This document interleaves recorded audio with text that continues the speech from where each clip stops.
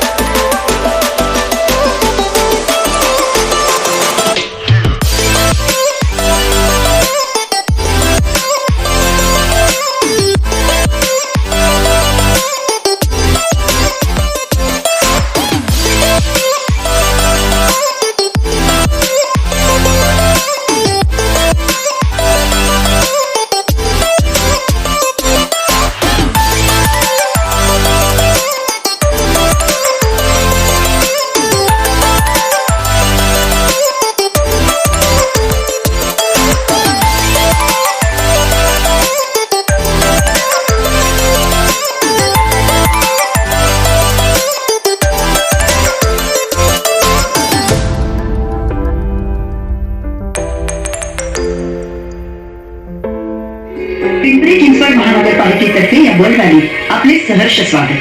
Bird valley म्हणजे Pimpri-Chinchwad महानगरपालिकेचा guys এই water light শোটা তোমাদের কেমন লাগছে আমাকে নিশ্চয়ই কমেন্ট করে জানাবে। ওকে, এটা হচ্ছে বলে দিই বার্ড ভ্যালি, ওকে, যেটা পিম্পরি-চিঞ্চড়ে অবস্থিত ইন পুনে মহারাষ্ট্র। ওকে, পিম্পরি-চিঞ্চড়ের কিছু হিস্ট্রি